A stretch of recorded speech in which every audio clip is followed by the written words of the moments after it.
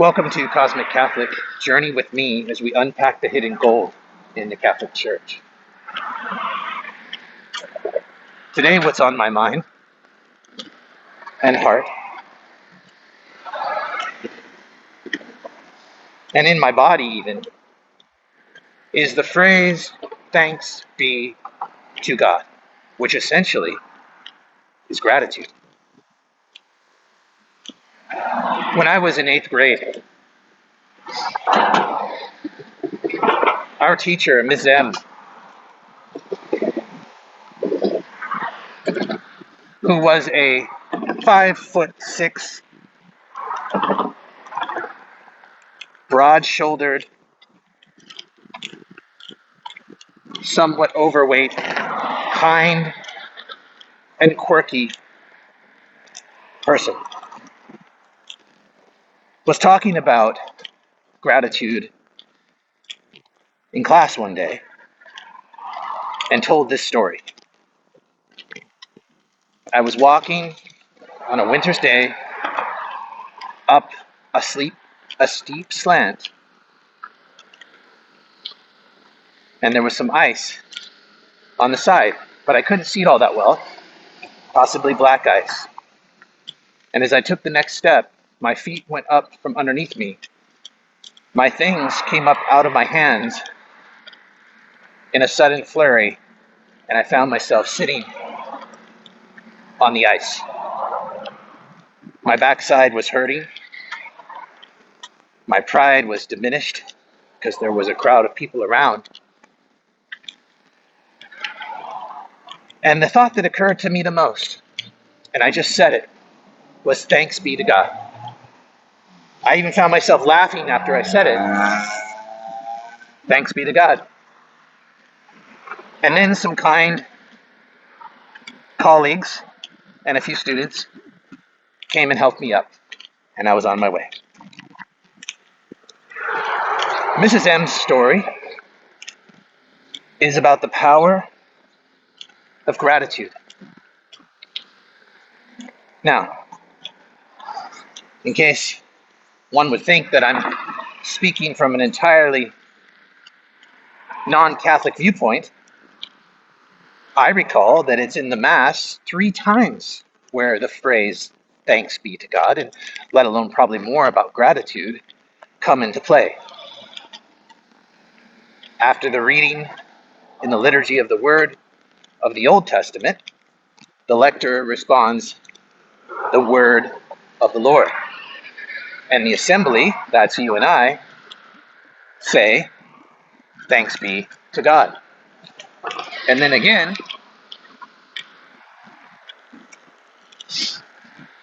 in the second reading of the Liturgy of the Word, the lector says, the word of the Lord. And you and I respond again, thanks be to God.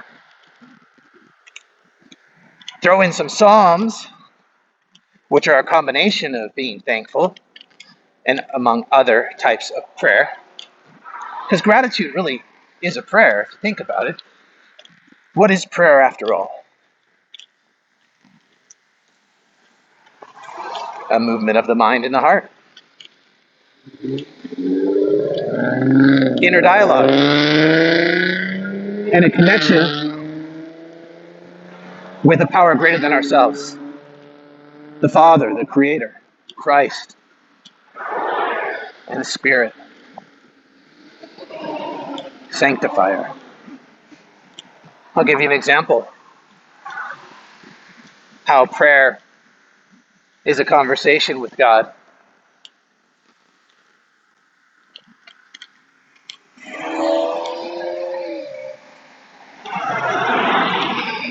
In the name of the Father, and of the Son, and of the Holy Spirit. That's it. That was a prayer. Calling upon the Father, calling upon the Spirit, calling upon the Son, Jesus Christ. A conversation with God.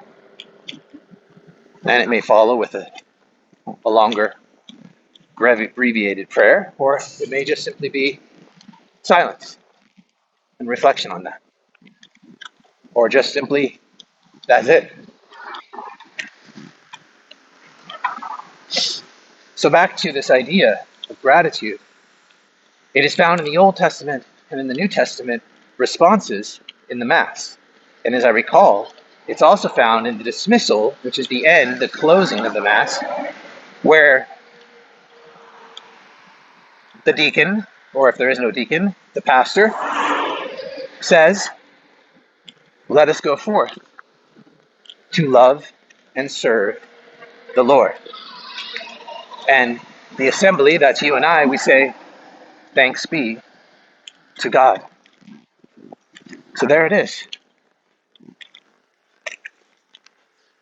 But the bigger question is, how can we integrate thanks be to God into our daily life? Moment by moment, hour by hour, in the good times and the bad times, not just in the responsorial times, not just in the praise times, in all times, with the expected, with the unexpected. How do we integrate thanks be to God? And why would we integrate it? Think about some situations that might be easy to say thanks be to God.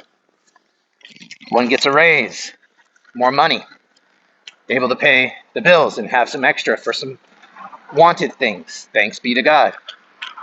One finds out that their bill of health is excellent and they're feeling top notch. Thanks be to God. One just found the love of their life, and that love feels the same for them. Thanks be to God. Life is going well. Plenty of sunshine. Zippity doo dah, zippity yay. Thanks be to God, right? Now let's think of some of the times that might be harder to say. The person that you thought loved you leaves you. Thanks be to God. The job that you thought you needed fires you or lets you go. Thanks be to God. Your bill of health comes back and it's a bad bill of health. Thanks be to God. The surgery doesn't go well. There's complications. Thanks be to God.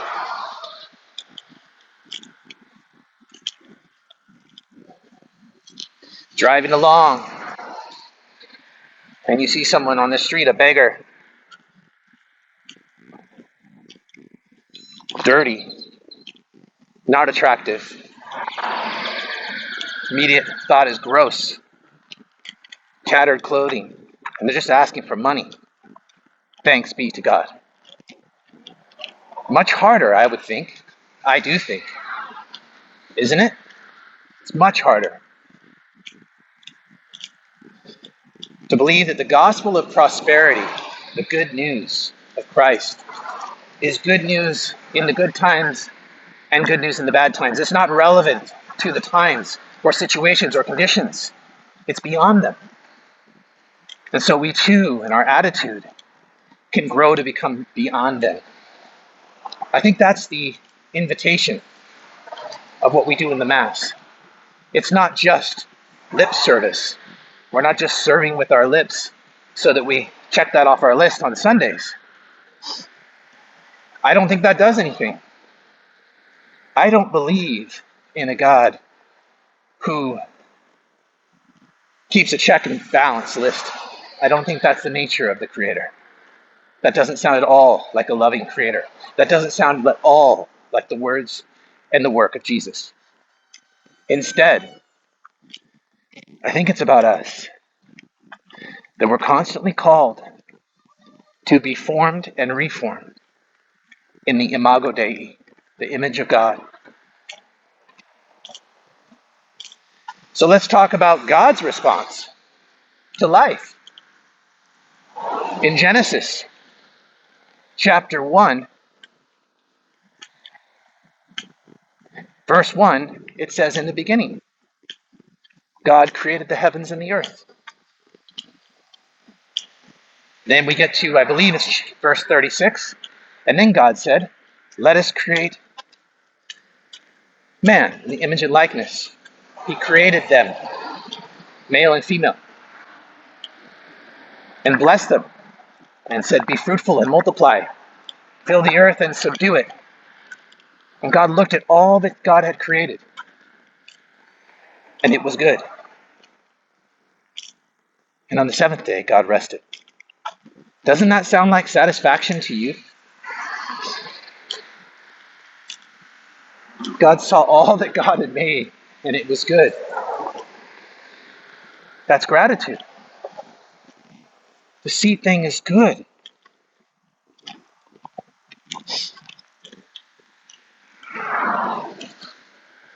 So we can argue, we can go into more chapters and say, well, wait a minute, what about Leviticus, where he turns them into pillars of salt?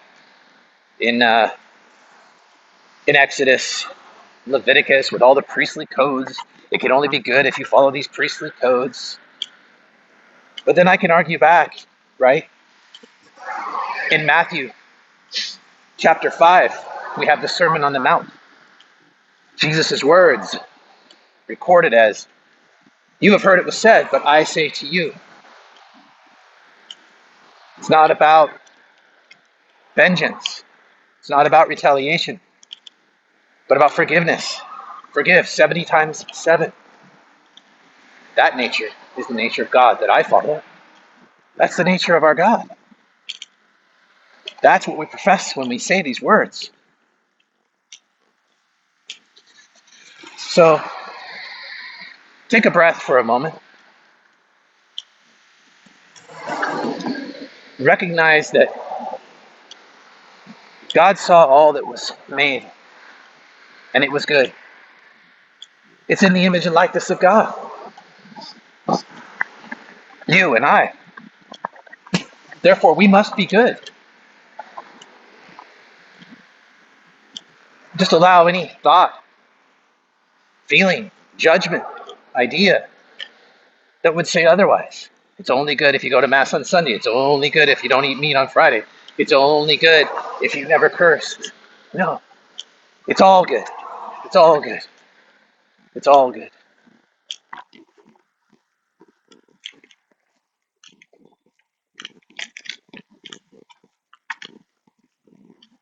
Notice how you feel. Maybe something shifts. For me, my heart starts to open up. And all of a sudden, that same feeling I get that I've started to get in the Mass, like the Mass is heaven on earth, is now heaven right here in my heart, right now, because it's all good. I'm in my mid-40s. When I was in my 20s,